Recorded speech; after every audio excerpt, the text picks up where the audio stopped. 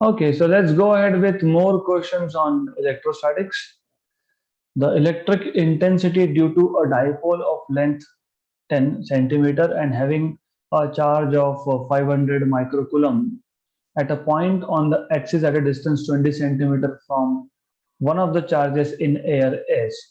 सबसे पहले आप लोगों को डाइपोल क्या है ये एग्जैक्टली पता होना चाहिए. You have two equal but opposite charges separated by a very short distance is a dipole. तो ये हमारे पास एक डाइपोल है. आपको पता है कि एक चार्ज से दूसरे चार्ज तक का डिस्टेंस हम लोग लेते हैं 2L. 2L हम लोग लेते हैं विच मीन्स कि यहाँ पे ये सेंटर लिया जाता है. This is L, this is L. और आपको पता है a line passing through centres of both the charges. तो ये जो लाइन है it is called as axis of dipole. तो ये जो लाइन है this is axis of dipole by the way. इसको आप डाइपोल एक्सिस बोलते हो. ओके अब इन्होंने आपको बोला है दिस इज सेंटर ओ. इन्होंने आपको बताया है कि you have a point on the axis, let us से P पॉइंट ओवर हियर, जिसका डिस्टेंस 20 सेंटीमीटर है. क्योंकि डिस्टेंस आप हमेशा सेंटर से मेजर करते हो. तो one thing you need to know always that अगर आपको बोला है कि P पॉइंट है एक्सिस पे, उसका डिस्टेंस 20 सेंटीमीटर है, तो सेंटर से ही डिस्टेंस मेजर होता है. So you always measure distance from the center to that point. This is important. तो ये जो डिस्टेंस है इसको मैं R से डिनोट करूंगा, दैट इज 20 सेंटीमीटर. अब आपको पूछा है कि जो P पॉइंट है, इस P पॉइंट पे इलेक्ट्रिक इंटेंसिटी कितना होता है, इलेक्ट्रिक फील्ड इंटेंसिटी कितना होता है. तो बेसिकली आपने दो इक्वेशंस सीखे हैं और उन दो के दो पार्ट्स अलग अलग पार्ट्स है. तो first of all electric field intensity at a point on the axis और दूसरा था on the equator. Equatorial line आपको पता है ये इक्वेटोरियल लाइन होती है. तो ऐसा भी पूछ सकते थे आपको what is the electric field at equator at a point 20 centimetre. Okay लेकिन यहाँ पे पूछा है एक्सिस पे. अब और एक चीज you need to know is formula for electric field intensity at a point on the axis is given by E is equal to K, that is 1 upon 4 pi epsilon 0. So that is 1 upon 4 pi epsilon 0 ये K है. 2 into P into R where P is dipole moment जो आपको पता होना चाहिए. It is electric dipole moment, ये पता होना चाहिए आपको.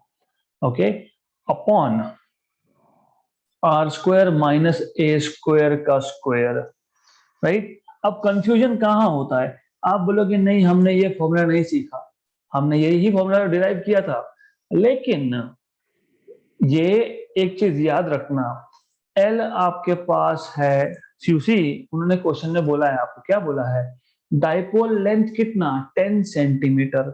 What do you mean by dipole length, मतलब दो चार्जेस का डिस्टेंस, मतलब 2L. 2L ये 10 सेंटीमीटर है ना, मतलब L ये 5 सेंटीमीटर है. ओके यहाँ पे मैंने A लिखा है, मैं A की जगह पे L लिख देता हूं. ओके L 5 सेंटीमीटर है, दोनों चार्जेस का डिस्टेंस 10 सेंटीमीटर है.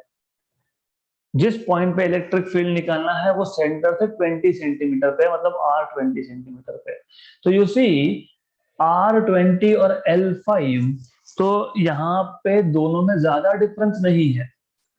अगर ऐसा होता कि आपके पास ये जो P पॉइंट है, लेट्स से अगर ऐसा होता ये जो P पॉइंट है जहां पे आपको इलेक्ट्रिक फील्ड निकालनी है, अगर वो बहुत दूर होता, मतलब if R is very very greater than L, तो आप बोलते कि डिनोमिनेटर में जो R square minus L square है उसको मैं अप्रोक्सीमेटली R स्क्वायर लिख सकता हूं. एग्जाम्पल L की वैल्यू 1, R की वैल्यू 100.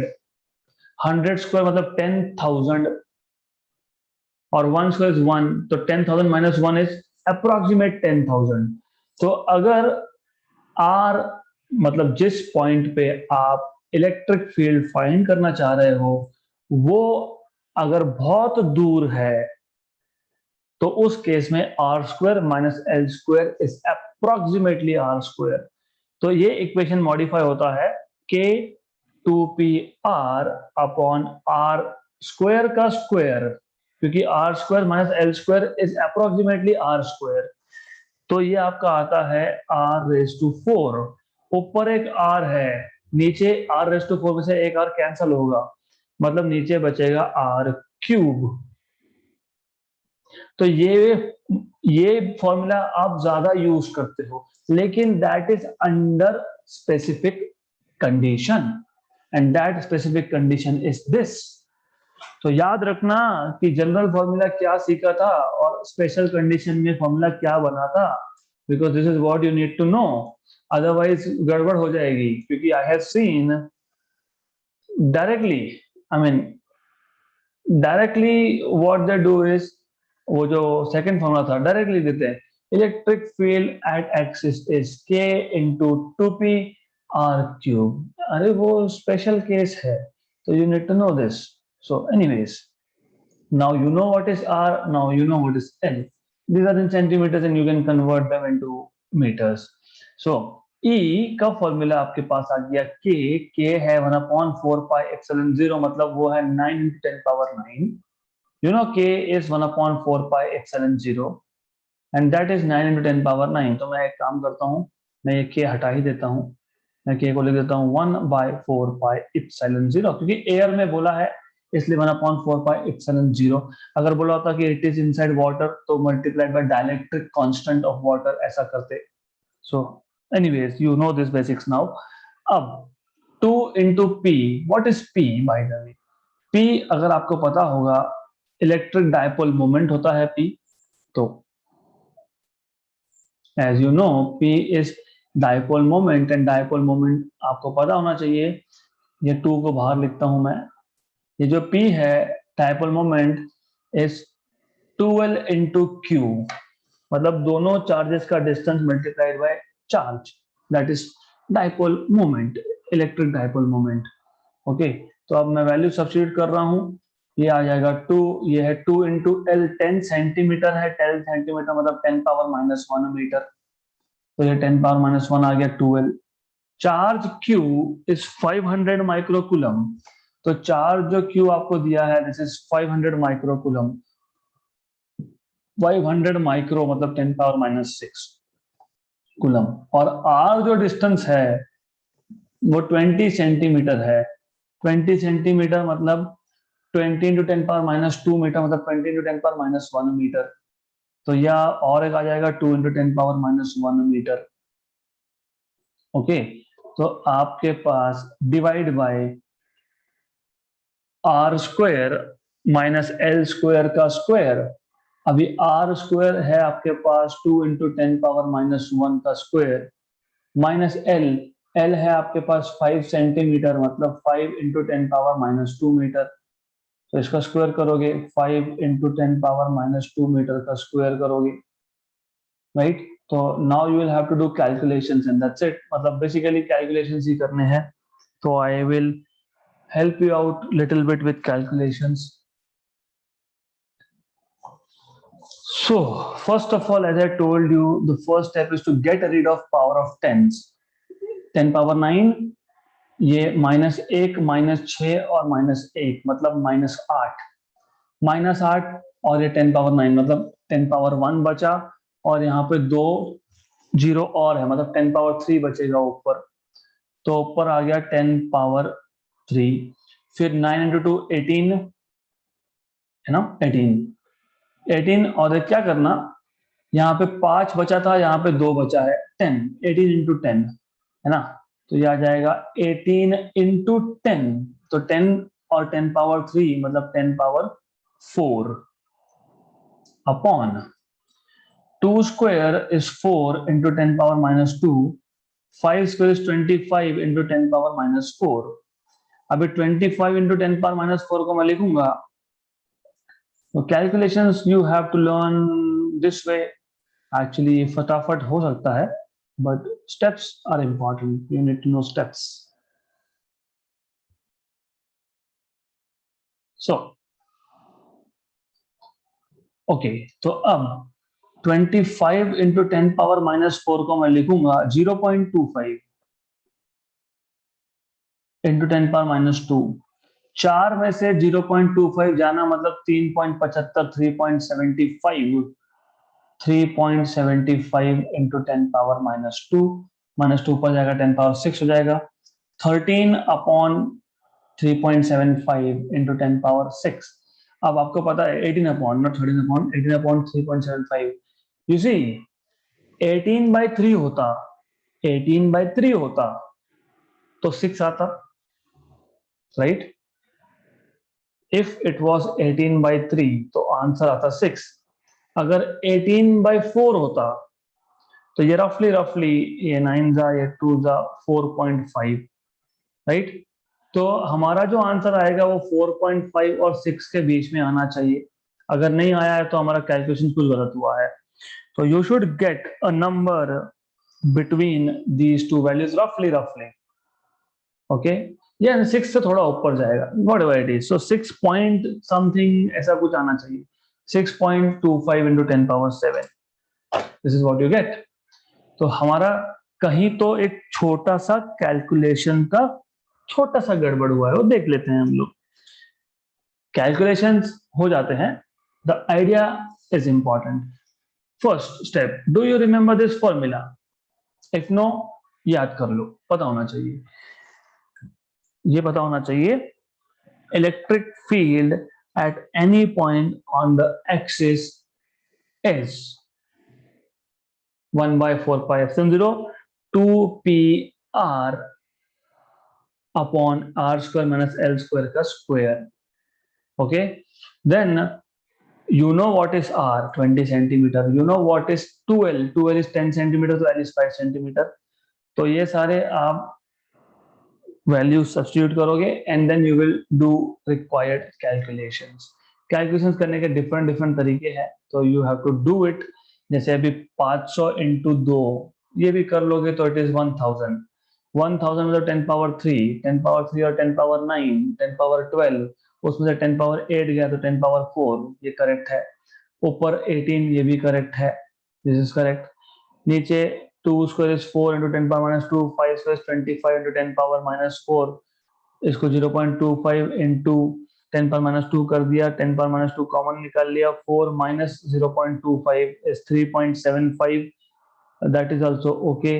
तो it seems okay, मतलब calculations are just okay। तो maybe there is printing mistake with the option, so doesn't matter, so calculations are all good here।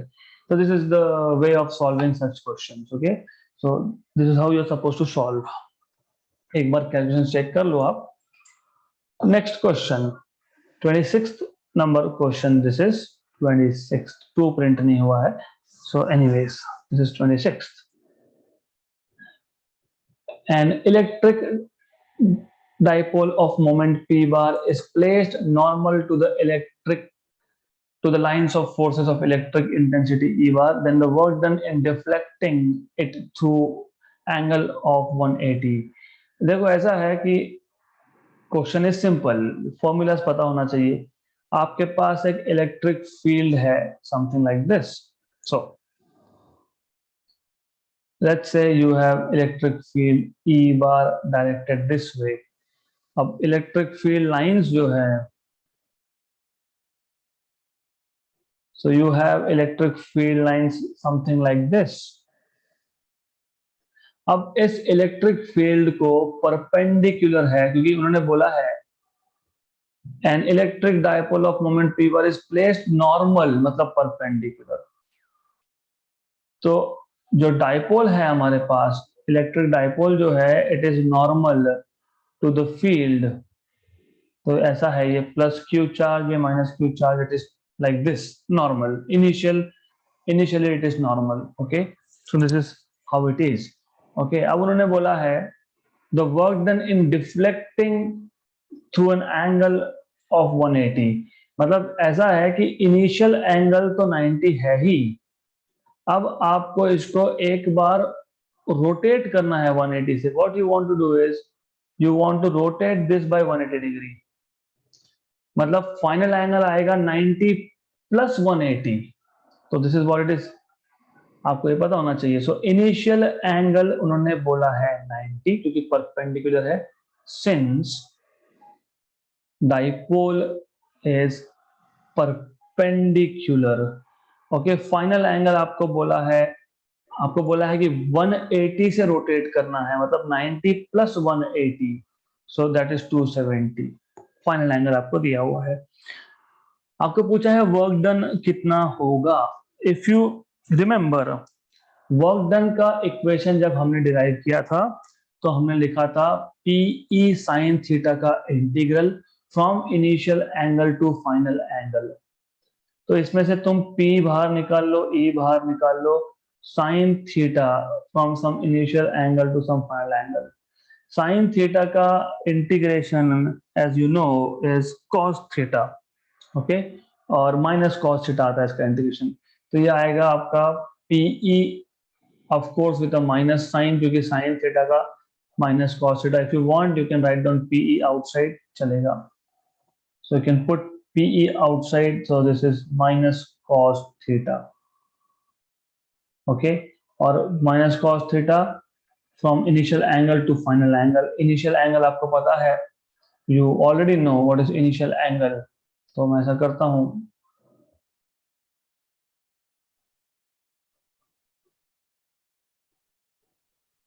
तो initial angle is 90, final angle is 270.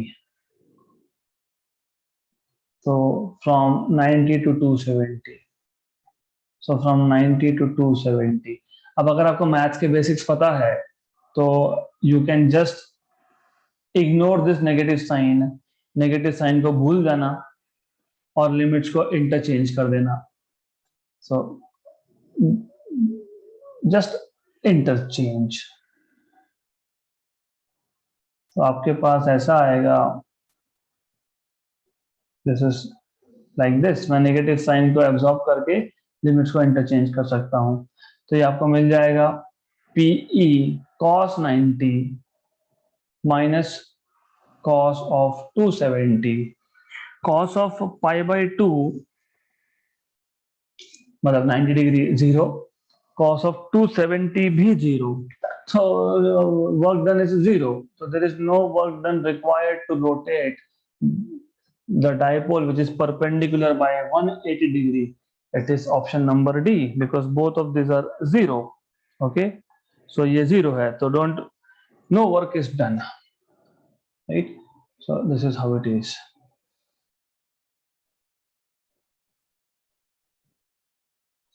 तो ये आपके पास आ जाएगा 0 0 0, right? Option D, simple simple simple. अगला question 2004 का question है, an electric dipole has a magnitude of its charge as q. तो दो जो चार्ज थे, एक माइनस क्यू है एक प्लस क्यू है, ऐसा वो बोलने चाह रहे हैं आपको। It's dipole moment is P, that is 2L into Q basically. It is placed in a uniform electric field E. If its dipole moment is along the direction of field, the force on it and its potential energy respectively are. इस question में orally you can say 0। कैसे, मैं बता देता हूं आपको। So the thing is, it is more और less the same. आपके पास ये इलेक्ट्रिक फील्ड का डायरेक्शन है, ओके। क्वेश्चन में क्या बोला है, जो डाइपोल है it is placed in uniform electric field if it's dipole moment का डायरेक्शन होता है नेगेटिव चार्ज से पॉजिटिव चार्ज की तरफ। तो मान लो मेरे पास ये नेगेटिव चार्ज है, ये पॉजिटिव चार्ज है, so I have minus q here and plus q here, and you should know that dipole moment is directed from negative to positive, मतलब ये डायरेक्शन है आपका डाइपोल मोमेंट का।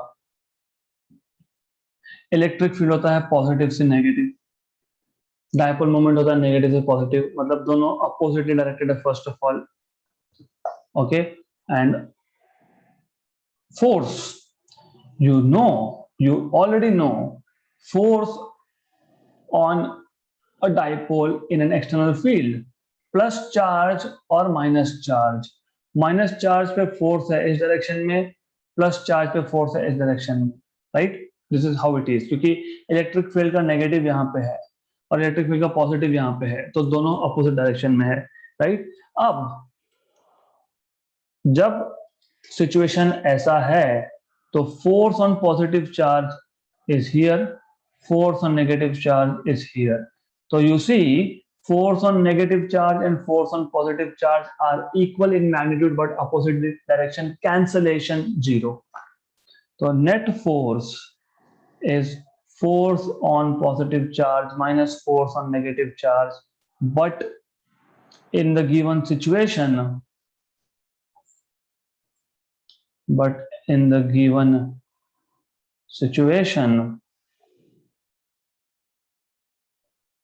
you know, force on positive and force on negative are equal in magnitude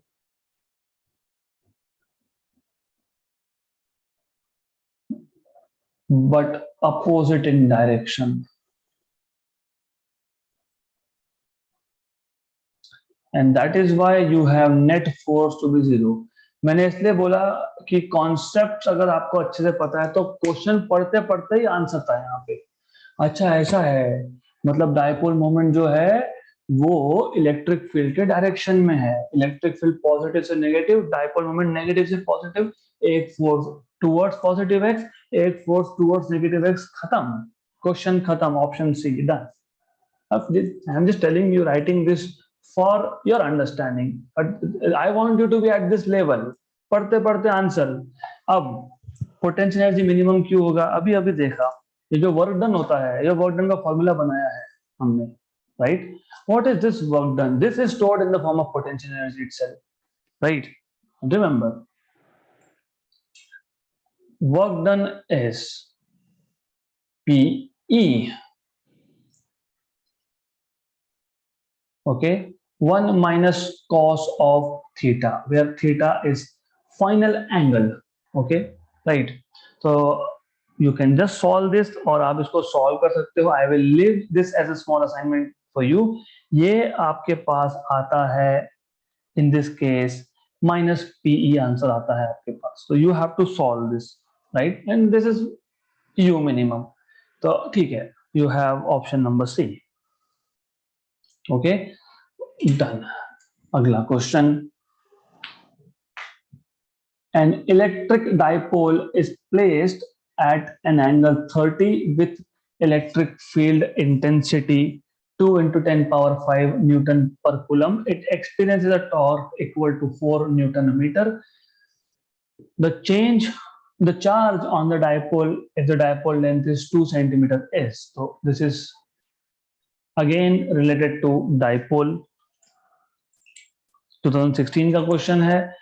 अब आपको क्या बोला है, आपको ऐसा बताया है कि जो इलेक्ट्रिक डायपोल है, that electric dipole is something like this. तो जो इलेक्ट्रिक डायपोल है आपके पास, it is making an angle of 30 degree. Okay, this is, or let us say negative charge, this is positive charge. Okay, positive Q, right. आपको बोला है electric field intensity दिया है, तो theta is given to you 30 degree. You have been given electric field intensity as 2 into 10 power 5 Newton per coulomb. Okay, it experiences a torque of 4 Newton a meter. The dipole length मतलब 2L, dipole length मतलब minus से plus charge का distance होता है वो. Okay, the dipole length is 2 centimetre. इतना आपको दिया हुआ है. आपको पूछा है कि चार्ज क्या है. सबसे पहले आपको पता होना चाहिए टॉर्क का फॉर्मूला. अभी टॉर्क कहाँ से आया? पॉजिटिव चार्ज पे फोर्स है इस डायरेक्शन में, नेगेटिव चार्ज पे फोर्स है अपोजिट डायरेक्शन में. तो ये जो दो इक्वल बट अपोजिट फोर्सेस है वो सिस्टम को रोटेट करते हैं. टॉर्क आपने 11 में सीखा था, आपने डिफाइन किया था. आपने बोला था कि यहाँ पे जो टॉर्क है दो फोर्सेस की वजह से, इसको बोलते हैं मोमेंट ऑफ कपल. तो मैं पूरा लिख देता हूँ आपके लिए, दो जो डोंट नो. तो जब दो फोर्सेस की वजह से रोटेशन होता है तो आप बोलते हो मोमेंट ऑफ कपल। मोमेंट ये वर्ड हमेशा रोटेशन के साथ ही एसोसिएटेड होता है, जैसे मोमेंट ऑफ इनर्शिया। तो मोमेंट ये वर्ड जहां आया मतलब you are talking about rotation.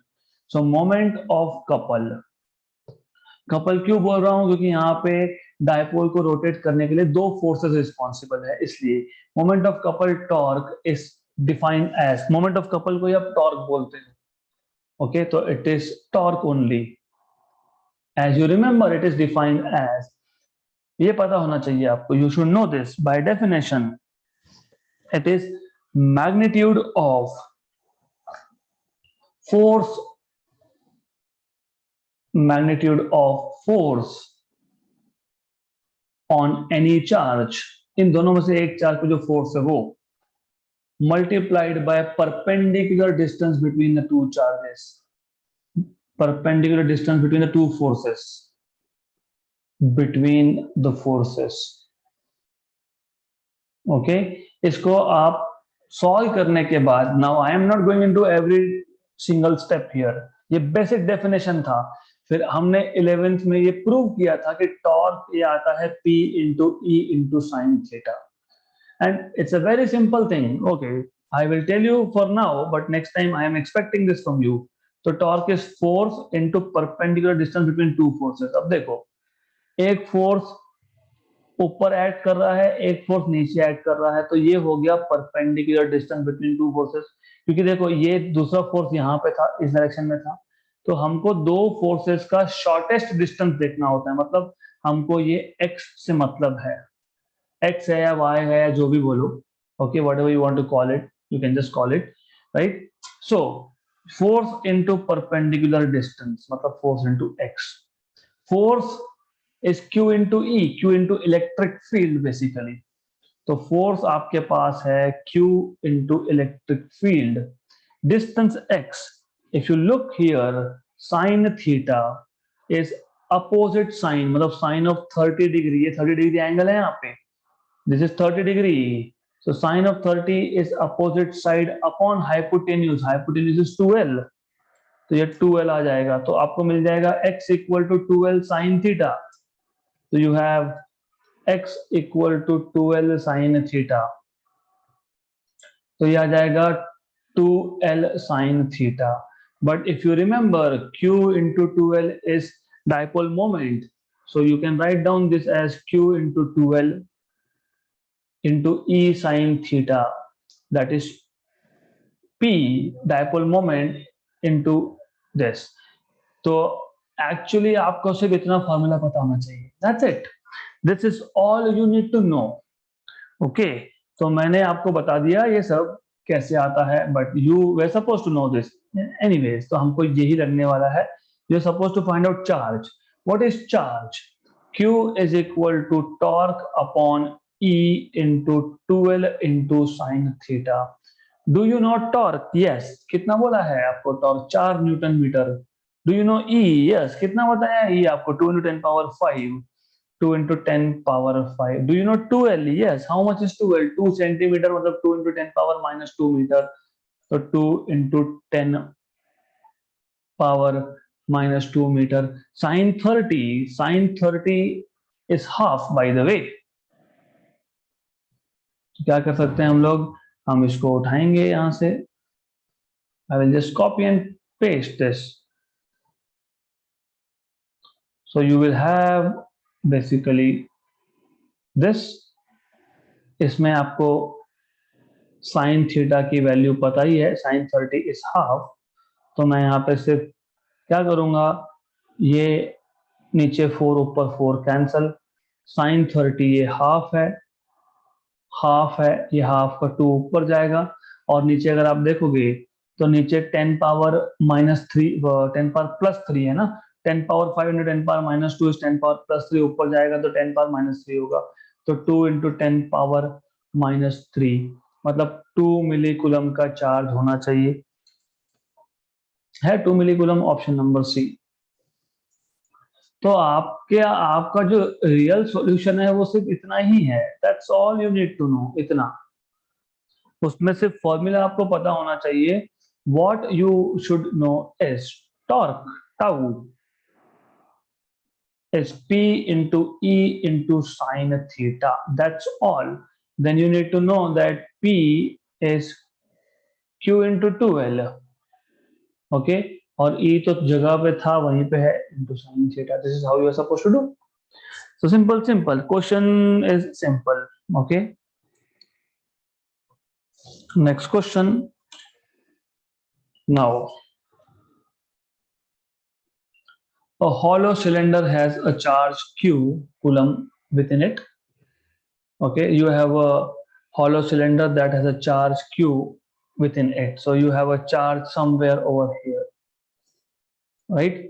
If phi is the electric flux in units of voltmeter associated with the curved surface B, मतलब यहां से जो लाइंस ऑफ फोर्सेस पास हो रहे हैं उसका फ्लक्स, क्योंकि देखो क्या है कि सिलेंडर में जो चार्ज है मतलब उसके लाइंस ऑफ फोर्स होंगे तो वो ये सिलेंडर के हर एक सरफेस में से जाएंगे, तो flux will go through B which is curved surface, it will go through A, it will go through C. तो flux मतलब lines of force will pass through all area. Okay, so this is, आपको बोला है कि जो curve surface का flux है वो फाई है, right? The flux linked with the plane surface A, मैं मान लेता हूं ए के साथ जो फ्लक्स है वो ए फाई डैश है, मान लेते हैं, और जो सी से है वो भी फाई डैश है, क्योंकि जितना फ्लक्स ए से जाएगा उतना ही सी से जाएगा, क्योंकि ए और सी का एरिया सेम है। तो आप बोलोगे, you will say total flux, okay, total flux phi is equal to, या फाई टोटल भी बोल सकते हो आप, notations is up to you, तो मैं इसको फाई टोटल बोलता हूं, is flux through A plus flux through B plus flux through C. But as you know, मैंने जैसे बताया, but flux through A and flux through C are equal, which is denoted by phi dash, therefore आपको मिलेगा phi total equal to phi A is phi dash, phi B को phi बोला है question में, और phi C is also phi dash, A और C में से जो फ्लक्स है वो फाई डैश है, तो 2 times of phi dash plus phi, मतलब आपको मिल जाएगा यहां से, you will get this as 2 times of phi dash equal to phi total minus phi. So you have this as phi dash equal to 1 by 2 of phi total minus phi. But if you remember Gauss law, but from Gauss law,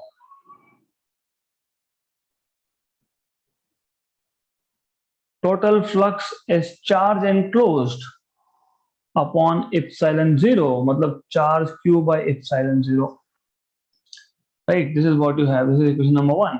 अब इस equation number 1 में वो डाल देंगे equation number 2 को, therefore from 1 and 2 you will have phi dash equal to half phi total is charge enclosed by epsilon 0 minus phi, ऐसा equation था, yes. तो ये आपके पास आ गया flux through curve surface A which is phi dash is 1 by 2 q by epsilon 0 minus phi by 2, ऐसा आना चाहिए answer, ऐसा ऑप्शन नंबर ए में ही है सीधा सीधा, ऑप्शन नंबर ए। तो लास्ट स्टेप उन्होंने किया ही नहीं है, सिंप्लीफाई, दैट्स इट। तो मैं वापस क्वेश्चन समझा देता हूँ। फर्स्ट ऑफ ऑल आपको फ्लक्स का मतलब पता होना चाहिए, जो 11th में इंट्रोड्यूस हुआ था, उसके बाद मैंने 12th में थ्योरी क्लासेस में इंट्रोड्यूस किया था, so you need to know this. Flux एक चार्ज है, चार्ज से लाइंस ऑफ फोर्सेस इमिट होते हैं, इमेजिनरी लाइंस होते हैं, और how many lines are passing through area perpendicular to the area is flux, okay. अब फॉर एग्जांपल यहाँ पे 3 सरफेस है ए बी एंड सी, तो तीनों में से फ्लक्स जा रहा है, बी में से जो फ्लक्स पास हो रहा है उसको फाई बोला है क्वेश्चन में, ओके। ए और सी में से जो फ्लक्स जाएगा वो इक्वल फ्लक्स है, उसको मैंने फाई डैश बोल दिया और फाई डैश हमसे पूछा है। तो टोटल फ्लक्स तीन सरफेस में से गया, एक तो कर्व सरफेस बी में से, एक ए में से, एक सी में से। तो total flux is flux through A plus flux through B plus flux through C, right. Now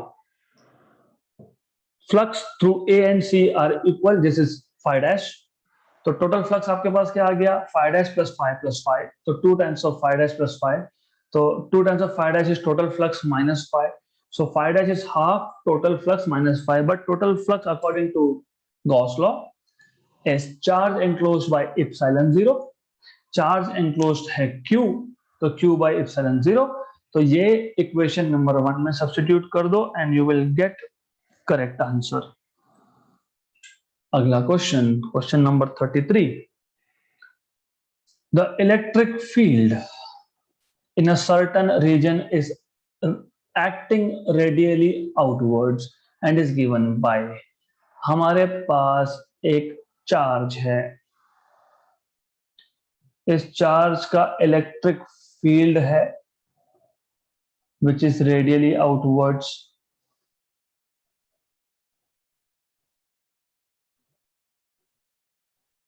something like this. Okay, so it is radially outwards.